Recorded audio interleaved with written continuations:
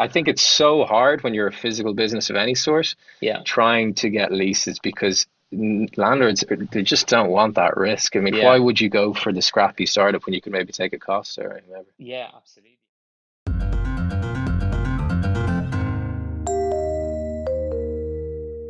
From Swoop, it's Take the Plunge, a podcast about how business owners decided to stop what they were doing and took the plunge to start their own business.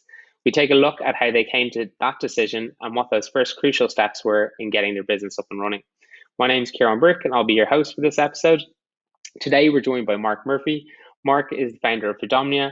Foodomnia builds delivery-only digital native food concepts for the takeaway marketplace. Since launching in April 2018, Foodomnia have developed and launched 3 brands: Kana, Freebird, and Burgerism. Burgerism has recently gone on to be longlisted in the Delivery Restaurant Awards for the best burger in the UK and Ireland. We're absolutely delighted to get Mark to join and chat to us today. Taking back to when you decided to make the decision, I'm going to finish my professional career, I'm going to try something, kind of what your rationale was and what you were thinking. So, yeah, in terms of Foodomnia, I think we really date back to September 2017 is when I left the world of employment, and we became operational sort of March, April 2018. So there was a period there leading up to getting live. But for me, the question is definitely more about, it's not so much why I stopped what I was doing previously, but why I started doing this. And I mean, for me, starting a business or becoming an entrepreneur was something that I'd always wanted to do for a number of years. And I think what I was and am most excited about is the ability to create something, to build something from scratch. So I think it's sort of an enormous sort of privilege to be able to build a company, to be able to hire people, to be able to create a product, to have customers. And that's kind of, I always felt I would do it. It was just a matter of when. I mean, I used to work in banking and equity research in London, really enjoyed that chapter of my life, if you like. And it wasn't necessarily that I needed to get away from that, but at some point starting a company, becoming operational was definitely very exciting to me and something I wanted to do. And in terms of kind of getting to the decision for starting Foodomnia, were you in a place where you were kind of spitballing various different ideas, or are you pretty certain that you saw an opportunity in food, in kind of dark kitchens? What was kind of your thinking at the time? Yeah.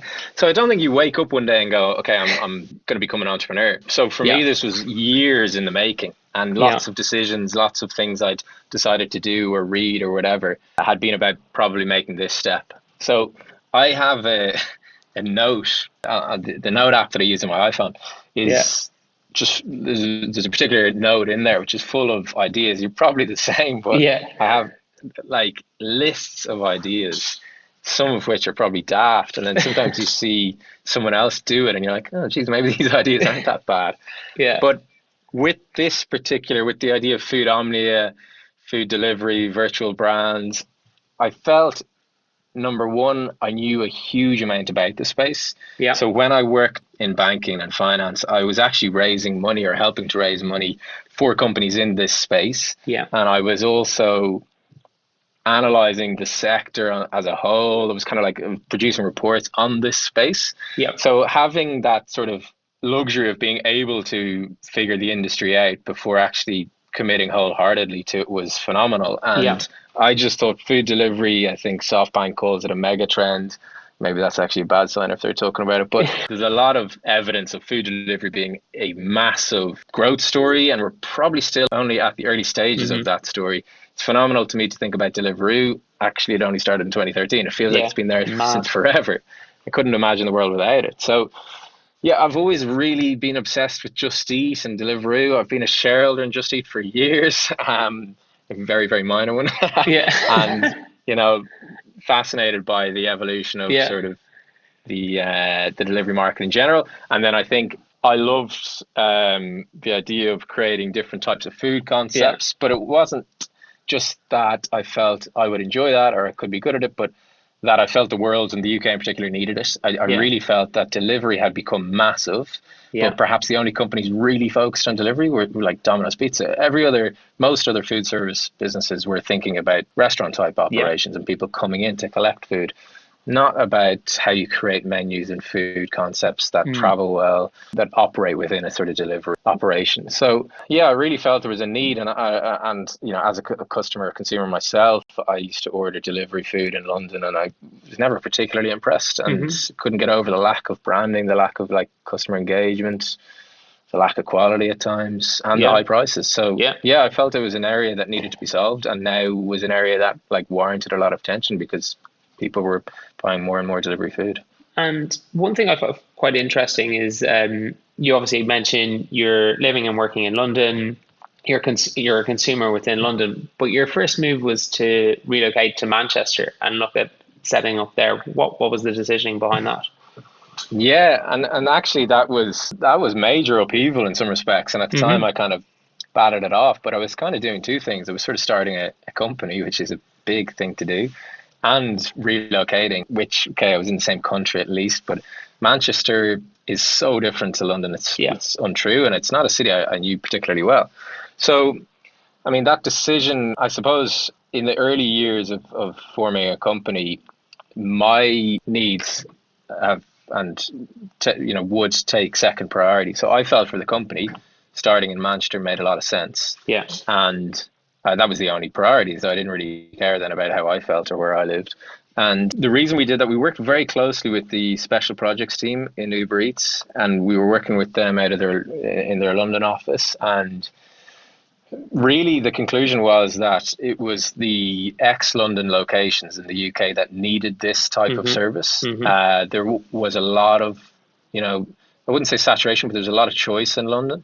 Whereas in perhaps Manchester or Birmingham or Nottingham, there was even less sort of delivery-focused operations or just options for delivery.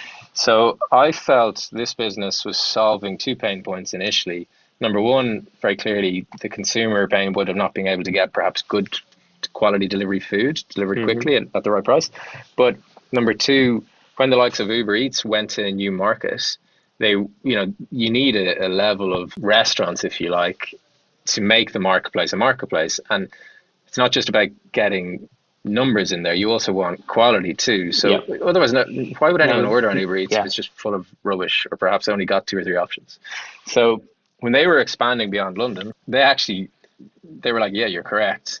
We do need good partners, good restaurant partners to get live quicker in new locations. So it was a really symbiotic relationship. So we ended up getting access to a lot of data, which like almost went, this isn't even IP anymore because lots of people have cottoned on to this now, but we had to the pin where you should locate in a city like Manchester or a city like Leeds or wherever. So yeah, amazing, really. And actually that was the foundation of the business. Yeah. And that also made the leap a little bit less uncertain because it was kind of affirmation of, this is a service that's badly needed, Yeah. And one of the things that when we've talked to a couple of business owners, something they struggled with initially was getting a space because they're a first time business owner and landlords aren't as easy to deal with because you're a first time. And in this, you just said, amazingly, you basically got the data from Uber Eats to say, in this vicinity, if you set up, you're in pretty good nick. Did you have issues in terms of locating your first operational unit? Yeah. So specifically on that data, what it's pointing out is that there is latent demand or there's a shortfall of supply relative to the demand. So we knew if we could get in that hotspot, if you like, we should see business. And in terms of finding locations, we were like pretty religious about trying to get within hundreds of meters of that pin. Yeah. So it wasn't easy, but that was partly why we chose Manchester, because some cities it's quite hard to locate centrally. Yes. But in Manchester is such an industrial city that we saw lots of like non-residential space or non-office space in very central locations. It's quite strange, actually. I think it heralds back to its industrial past, but you've got like warehouses here or like really industrial areas which are maybe 5-minute walk from the city centre. So it made sense in terms of a dark kitchen proposition and the actual infrastructure. And I saw, looking at it on Google Maps, I was going around, zooming in on different areas where these pins were, and I was like, I just saw lots of potential opportunities. So it was hard, but we kind of ended up partnering with people on the first site that we had. and that was like a temporary location to get us operational, if you like, find out, are we good at, producing food? And the kind of early evidence was very, very strong. We had excellent reviews. We were top rated in the marketplace, which we thought was incredible given, we'd never done food before. And then eventually we backed ourselves. We took a lease on a warehouse and we just converted that into full scale kind of delivery or dark kitchen. And that was in another pin. And then the numbers from there were good. And kind of it did sort of back up the data or back up the narrative.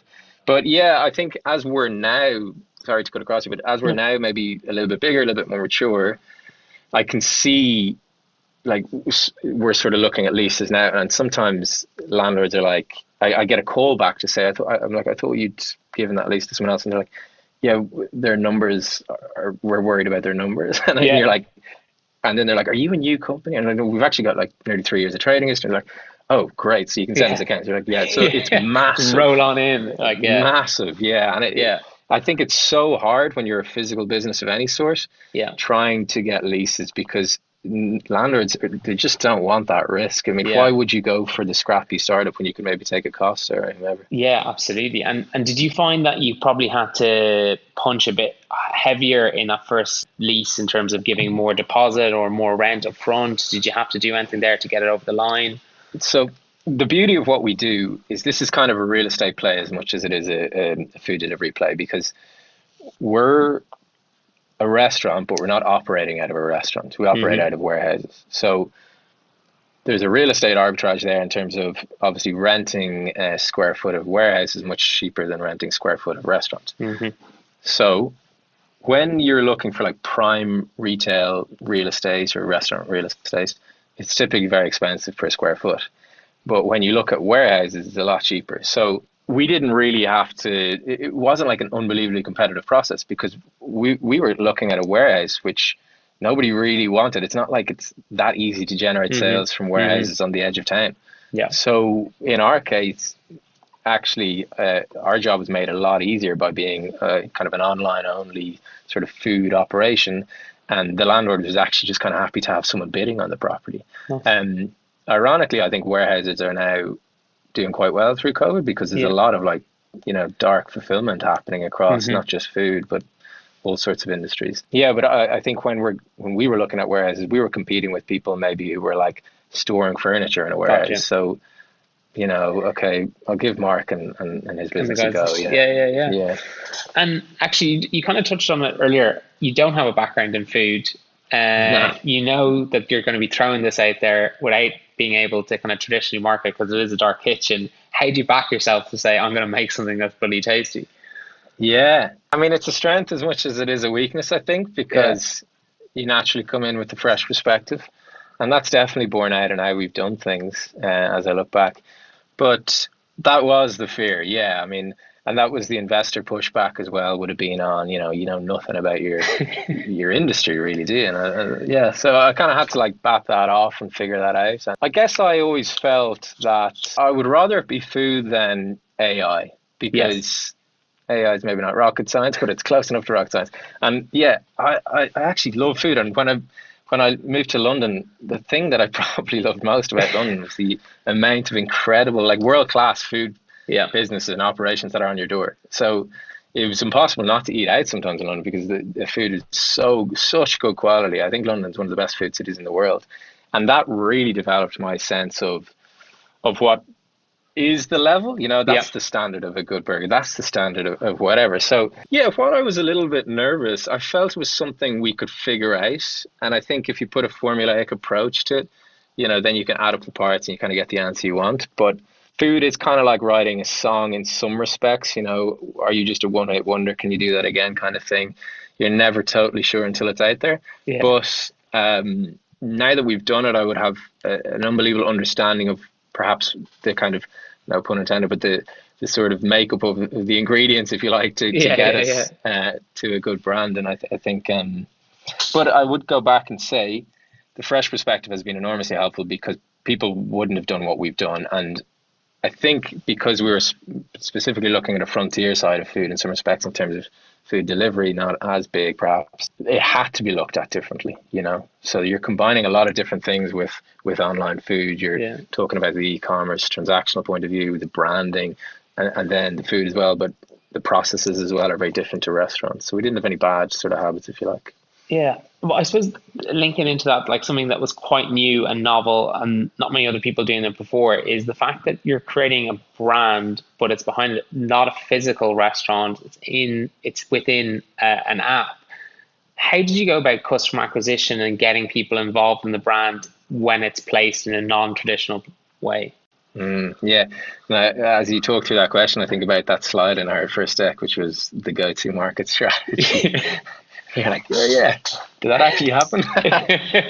So, yeah, it kind of did in a way. I mean, really what we did, we believed in the marketplaces. So the Uber Eats and the deliveries. Now, we worked exclusively with Uber Eats, and we believed that if we sat in that marketplace long enough, the algorithm would reward us if we deserved to be rewarded. So when you're on the high street, you can get away with being average because people might pass you every day. But when you're in the marketplace, it's like, you know, walking past a shop, but instead of just being one brand there's maybe 50 or 100. So you really have to be good to warrant someone's money. And what we effectively did, we've never spent money on marketing. So we viewed Uber Eats and the marketplaces as the marketing spend, but at least you only had to spend the money when you were getting an order.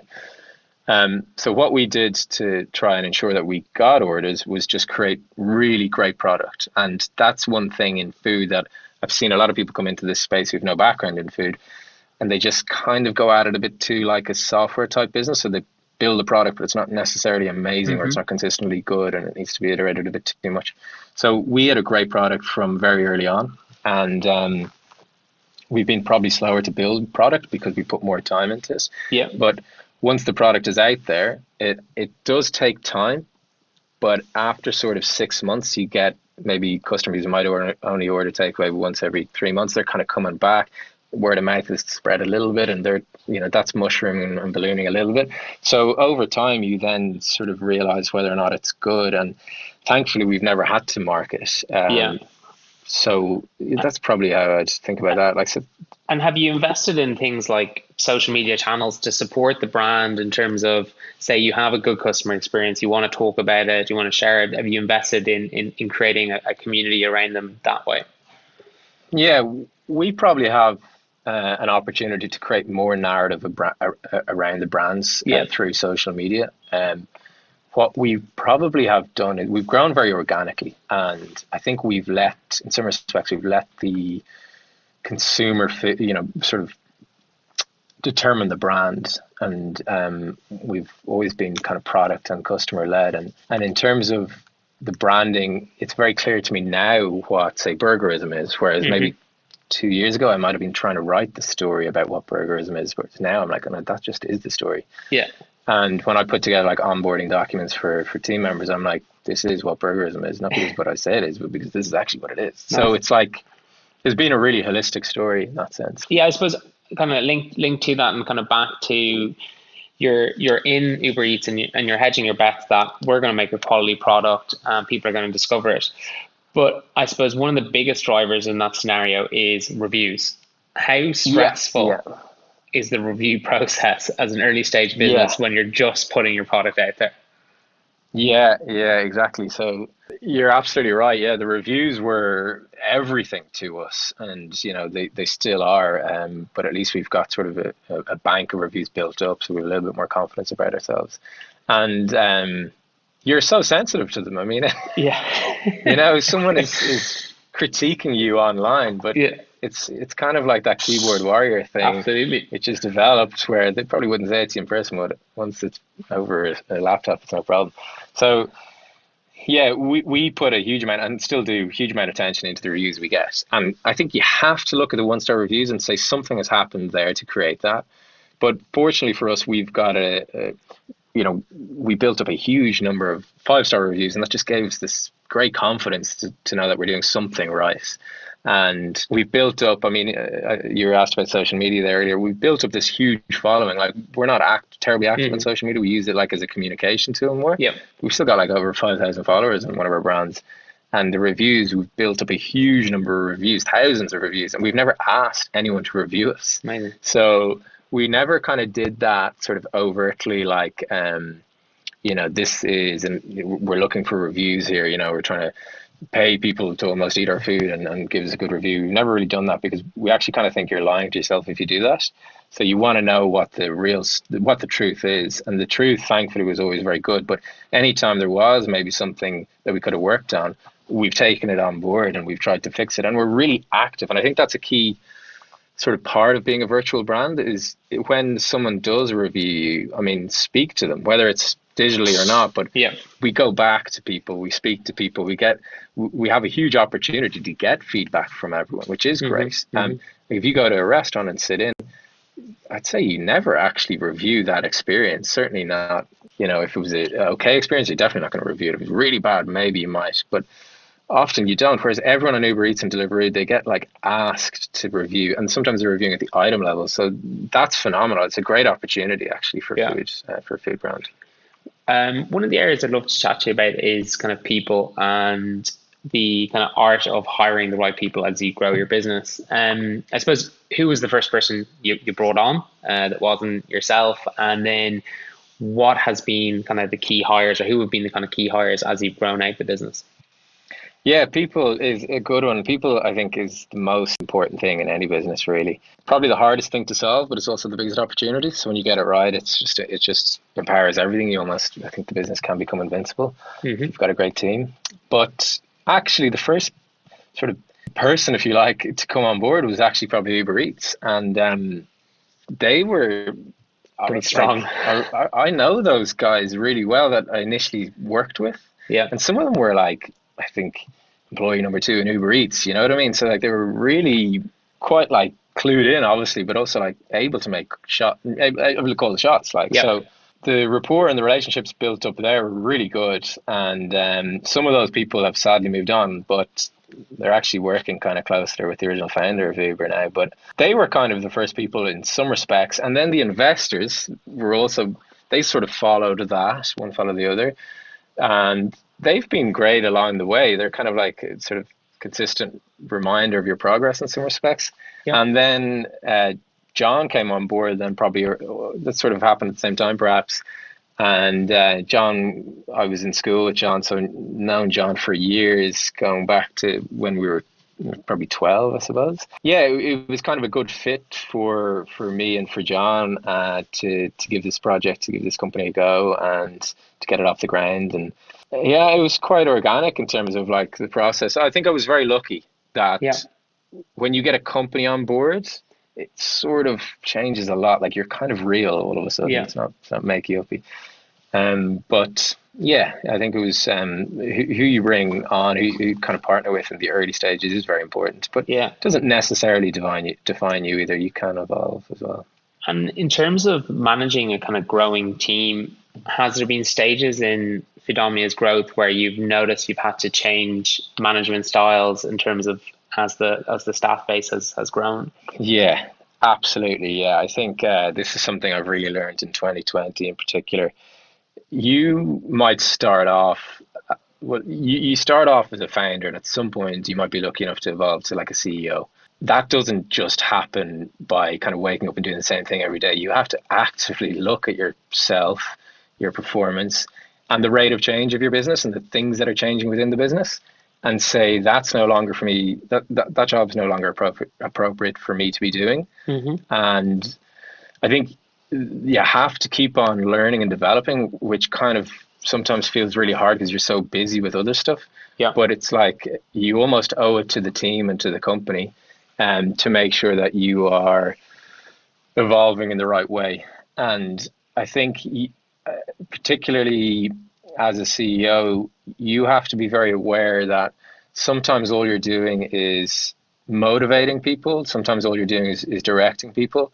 And if you don't provide a good enough incentive or motive, then the motivation will dissipate, and if you don't provide the right direction, frustration will build. So I think your job is really just to be that sort of director and comforter, and really back your team and your people. But if you're totally caught up in the day to day and stuck in the weeds, then you won't be doing your job. I think it's very hard to make that transition though, because obviously you're low on resources and funds, but in our business, which is very, very operation intense and very people focused. I mean, we've got a lot of people on the team now, and that means you have to be thinking about people every day, but also in my role, I have to be thinking about how my role changes almost weekly.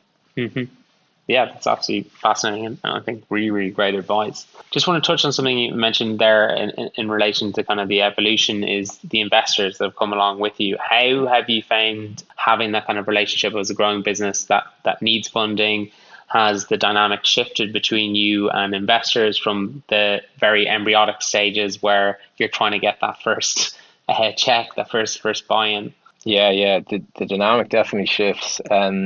What I'd say at the outset is that we've evolved probably slightly differently to how we would have expected, and I think that's the case with all startups.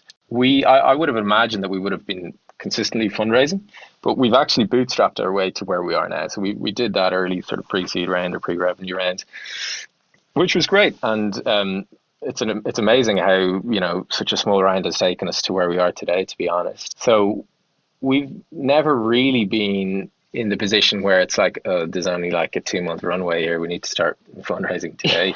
And we've been lucky. And I think part of that is because we're dealing with a product which doesn't require too much education. People know what food is and they know what delivery food is and all of that. So it's also a product though where the unit economics do make sense. So if you're building like a real sort of global type tech business, the unit economics don't make sense for a long time. I mean, Facebook, for example, didn't really know how it would make money until eventually started marketing and advertising. But in the meantime, it was just all it was doing was looking at its MAUs and making sure that there was active users there, and it was growing. And we think about profit later. But with us, it's like, no, we're selling something, and the unit economics can make sense on day one. So we had a very different profile.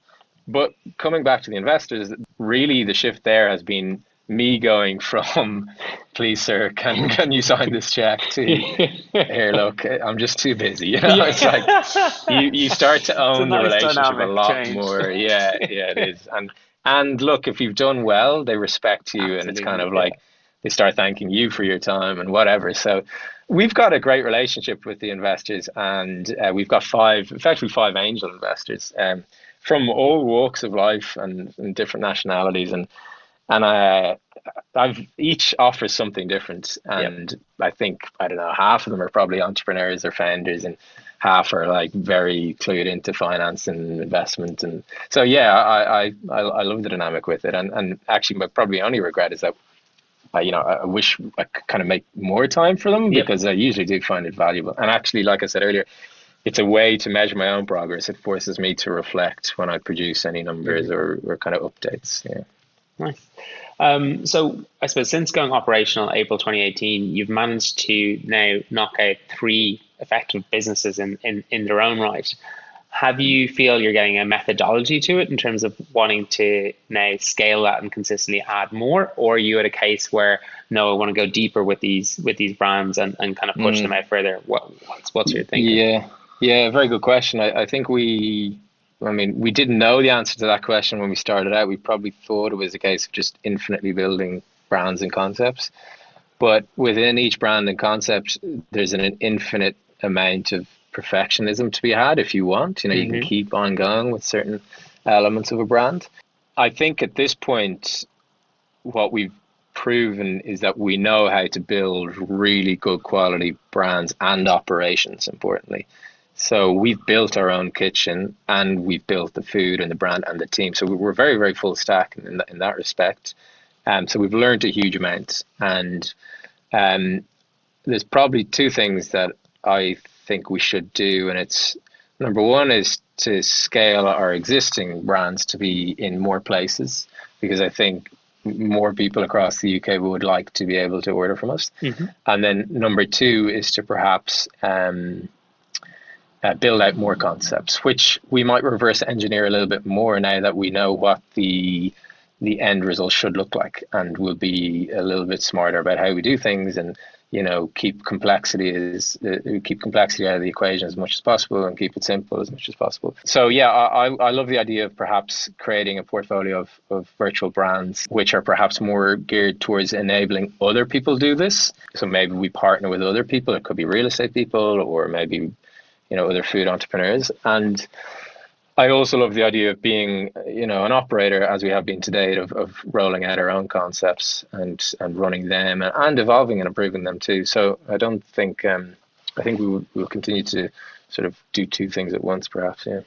You mentioned operations is very much core to the business and a real strength to the business. Are there particular tools that you rely on, that you guys use as a team regularly, that make a big impact in terms of efficiency and how you can work as a team? I mean, there's some very explicit tools. I mean, there's simple things like Slack, and there's a lot of other hospitality specific pieces of software that we use. I would say, without trying to keep it relevant to your entire audience, I think one thing I would really encourage: lists are terrific. So lists are a great way to recognize what's the priority, what's important, and work through a list. Lists are great ways to reduce or eliminate stress.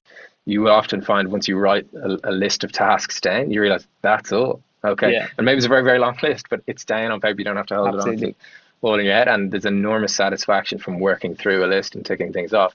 But in an operational sense, lists also they're kind of the handrails that keep the operation working smoothly, even when you're not there. If I'm speaking with the teams, like, I know I can see I get a report every time we open service that a list of things, of actions, procedures has been done. I get photos of some of those actions. So I'm incredibly connected to each day from an operational point of view without necessarily having to be there. And I think that's a critical tool, because it sort of allows the business to scale. And all those kinds of things that allow the business to scale have to be invested in. And I think software, we're so lucky now that if you were starting a business 10 years ago, so many of these software tools didn't exist. I don't know how you could manage. So paying a little bit extra every month in a fixed cost is absolutely worth the investment if it's the right piece of software. Yeah. I suppose one thing I always like to ask is, with a lot of businesses, particularly yours, you've done a huge amount in such a short space of time, and you talk about the evolution of your role within it. But are there parts you look back over the last 3 years and say, wow, that was really great, I'm starting to feel really good about things, and that's a marquee moment? I think you do have to pause and look back, because we're in the world of never really being satisfied as entrepreneurs and founders, because you always have to demand more. Like, it's always about expectations. And as soon as you start to say, oh yeah, the job is done, mission complete, it's like, that's probably when you start getting worse. So it's kind of a weird dynamic, because I don't think you can congratulate yourself too much, but yet I do think you should, because otherwise it's sort of torture. And I'm really harsh on myself, and it causes me pain sometimes how harsh I am. And I need to look back and go, fuck, you shouldn't. What we've done is pretty significant. If you'd given me this 3 years ago, I would have been like, whoa, yes, it's a real business. It employs over 50 people. We've got thousands of customers, and I would have been really proud of that. And now I'm sitting here going, no, we need to this. And I'm like, okay, just take a breath. So yeah, I think there's been a lot of milestones along the way. I think one thing we've done this year in terms of specifics is really focus is your friend. Narrow the focus down as much as possible to get as much as possible done. We've kind of learned that by doing. Therefore, you're also kind of eliminating complexity. And really, if things are too complex, they're probably wrong. You can't really scale if it's so intricate and complex that it needs 100 people to manage it. But in 2019, even going back to last year, there was such big signs of potential there in terms of certainly revenue growth, and also reviews and consistency of reviews. And then I think the key thing there, so that was a great sort of year in some respects. It was the liftoff year in ways, but was the hiring that we did, and building that team. And then the team is the culture, and then you just have this culture all of a sudden, and that was a great moment. And your team nights out are no longer just you and John. It's other 25 people, and that grows next time. And And then I've really enjoyed that, and it gets easier as you get bigger, because then all of a sudden what you notice in terms of milestones is you're hiring someone, and you're asking them, have you heard of any of our brands? And they're like, oh yeah, I order from them all the time. You're like, That's pretty what? cool. So when you start on day one, nobody knows who you are, Yeah. and there's like another story to tell. Yeah, I think the other milestones, or things that I would look back on, are like how my role has evolved, and you've kind of touched on this, and it's like what I used to do in day one, day 100, and now what I do now. It's like it's just different, like different job every single time, and yeah, so it's good, and I think there's now more of an emphasis. So there's more scope to think, which is a great sort of stage to be at, rather than just constantly doing. So I think about the potential. I think about how we can kind of harness that potential. And there's a great quote I heard the other day about potential kind of foreshadows performance, or future performance, perhaps. So if you're not working on the potential of the business, then the future performance is the same as today, and you've always got to be building the infrastructure for tomorrow's business, and building the infrastructure that can support double the sales, or whatever it might be. So they were like putting a team in place that can handle all of these other new things that we need to work on. So that's great to reach that point, and that is, that's definitely where we're at now. Yeah. Well, Mark, honestly, cannot thank you enough. I've really enjoyed just sitting and listening and hearing about the Foodomnia story so far. You gave so many good nuggets there, and it's just been absolutely fascinating to listen to. Yeah, not at all. I really enjoyed it as well, Kieran. Yeah. Yeah, and obviously the very best luck for continued success, and hope you go on and absolutely smash it. But yeah, thank you so much again for the time today.